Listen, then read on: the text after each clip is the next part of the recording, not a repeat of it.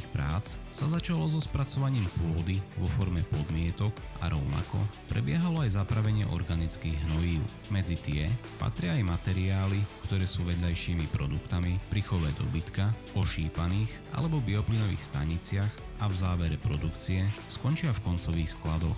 Jedným z týchto produktov je aj digestát.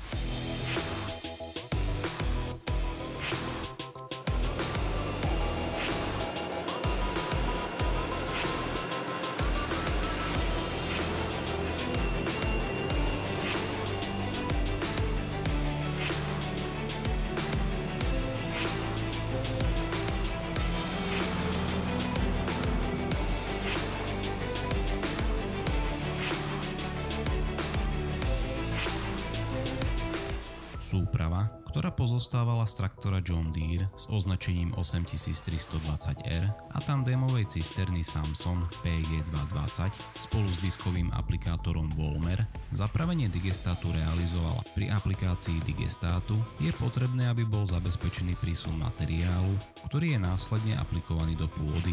Digestát bol navážaný vo veľkoobjemových cisternách a následne prečerpaný do aplikačnej cisterny agregovanej za traktorom. Následne bol pomocou diskového aplikátora zapravený do vrchnej časti pôdy, čím sa obohatí hlavne o dusík. Vzhľadom k veľkej prepravnej vzdialenosti boli aj tu okrem traktora JCB Fastrack k navážaniu zapojené aj ťahače Tatra a Mercedes-Benz kombinované s veľkoobjemovými cisternami, čo prispievalo k lepšej logistike a minimalizovalo prestoje aplikačnej linky. Následne bola aplikovaná plocha hĺbkovo kyprená dvojicou traktorov John Deere Rady 8R s označením 8335 a 8R340 a kypričmi pôdy Bednar Terraland v 3-metrovom prevedení pre lepšie zapravenie a premiešanie pôdy.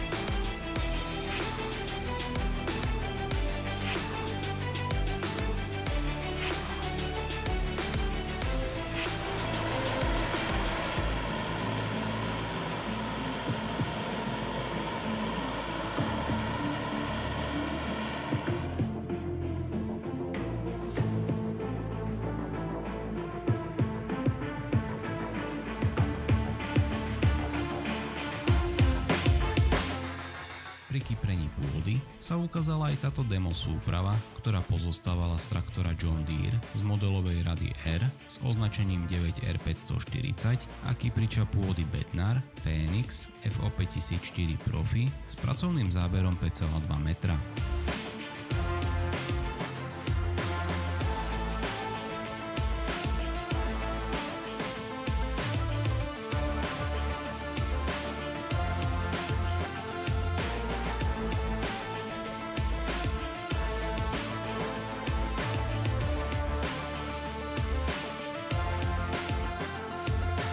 Traktor s výkonom motora 594 konských síl sa ukázal u zákazníka nedaleko Michaloviec. Na rozdiel od pásovej verzii, ktorá je v tejto modelovej rade vidieť na našich poliach častejšie, bol traktor na podnet zákazníka vybavený klasickým kolesovým podvozkom.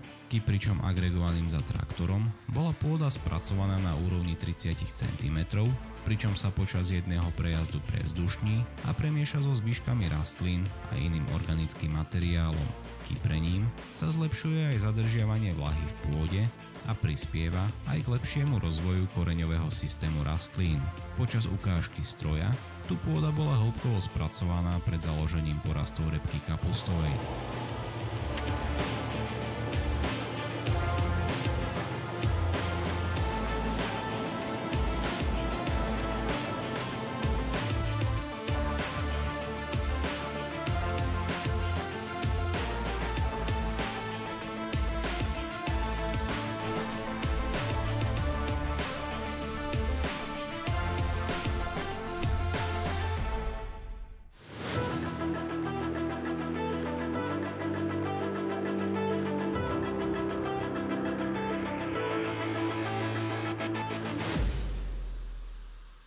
Už koncom augusta sa začalo so zakladaním porastov repky kapustovej, ktorá otvára novú sezónu 2026. Sejbu vykonávali traktory John Deere z modelovej rady 8R s označením 8330R a 8220 a jeden menší traktor z modelovej rady M s označením 6195.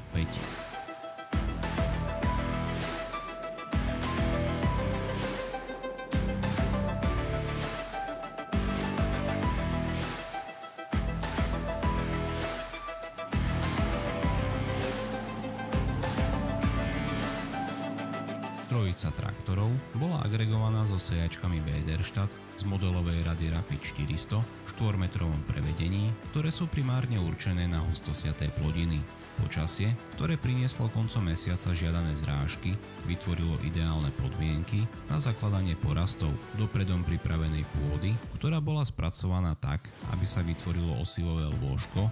Bolo osivo vkladané na úrovni 2 cm. Vlhko v pôde a slnečné dni vytvárali optimálne podmienky na sejbu. Trojica bola schopná počas jednej pracovnej smeny zasieť plochu vo výmere až 120 hektárov. V najbližších dňoch bude trojica pokračovať so zakladaním porastov ozimnej pšenice a ozimného jačmeňa. Ak sa ti toto video páčilo a máš záujem aj o iné videá podobného formátu, neváhaj a podpor tento kanál svojim odberom.